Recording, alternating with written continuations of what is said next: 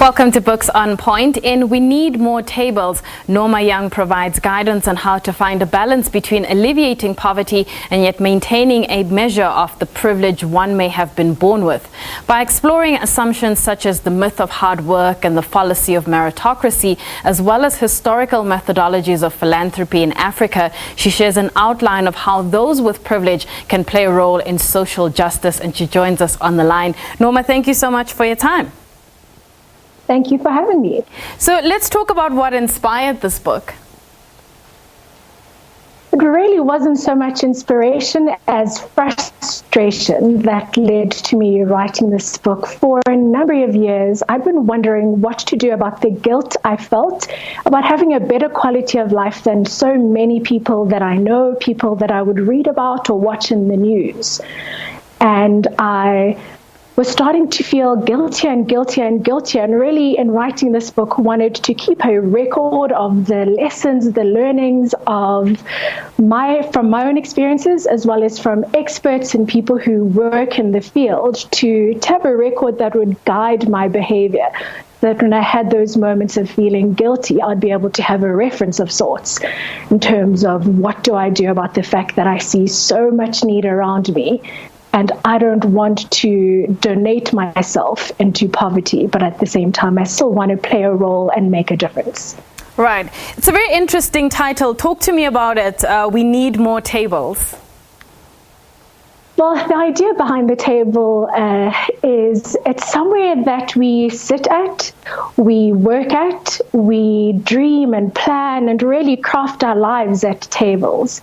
And I, in choosing the title of We Need More Tables, wanted to have a positive metaphor around both inviting people to sit at our tables, as well as those of us who consider ourselves privileged, being able to build more tables or help people with the materials and the provisions required so that they can build their own tables. And the more people we have sitting at tables, the more opportunities there can be, the more growth there can be, the more movement out of poverty there can be when there are more tables. Right. From the very onset, you start talking about privilege. And I suppose we've been hearing the topic of privilege, particularly in South Africa. It's gained more prominence in the US as well. How do we, redefine that term privilege and explore it better? I mean, from your perspective. What I find really interesting about the idea of privilege, particularly in a South African context, is that it elicits a lot of discomfort. And for me, how I've attempted to navigate that distinction is to realize that privilege is what you get the opportunity to do rather than actually what you have. And changing or reframing that perspective around privilege has, for me, enabled to consider my privilege a privilege. So instead of looking at the word as something that targets people who are privileged, it's actually an opportunity for those who are privileged to look at what they can do, be, give, instead of feeling targeted or labeled, or that it's a term that needs to be defended.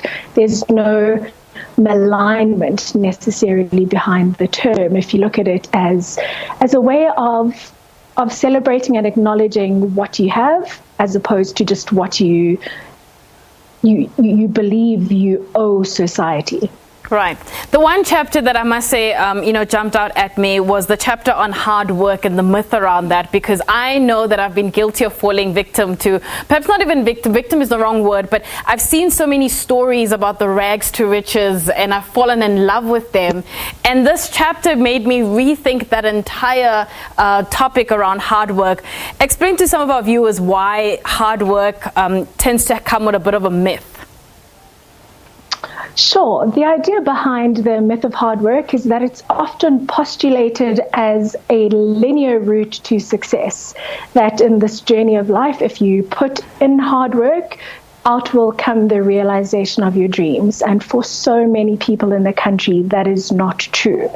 there are so many people who work long, arduous, taxing hours, and yet for all that hard work will never be able to afford medical aid, for instance, or decent housing, or be able to give their children quality education. And so in the book, I really explore this idea of the myth of hard work. And one of the really apt illustrations, I think, is the idea of 60 minutes and the value that it can have for a CEO and the value that it can have for a low-income worker. That in those 60 minutes, lives are impacted directly by how much that 60 minutes is deemed to be worthy of. Right. So, I mean, South Africa is faced with all kinds of, challenges from a socio-economic point of view as well, and perhaps even other parts of the world. How do we then take the principles and practices of, what you talk about in the book, philanthropy, charity, and justice, in order to have that just, equitable world that we'd like to see for everyone? The model that I have created and have shared in the book is around a three-step or three-pronged approach. I think that if we think justly, live simply, and give generously, we can make massive inroads into alleviating poverty.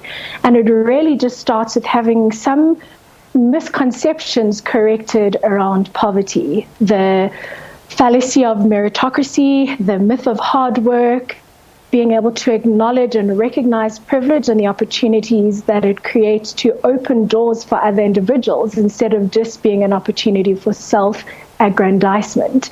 I think that it is possible, and we can both enjoy the indulgences of our lives while at the same time making sure that people do have access to basic resources. One of the distinctions for me that really changed my mind was realizing that I don't have to give up all of the pleasures of my life. I still want to be able to eat out at restaurants and travel if I am so inclined, but at the same time, I want to play a role in poverty alleviation. And I think that by thinking justly, living simply, and giving generously, I can balance that tenuous hope of wanting to recognize and own my privilege, but at the same time play a role in poverty alleviation. Right. Norma, thank you so much for your time this afternoon. That is Norma Young, who's written a new book titled We Need More Tables. That's it from me. I'll be back next week with Books on Point.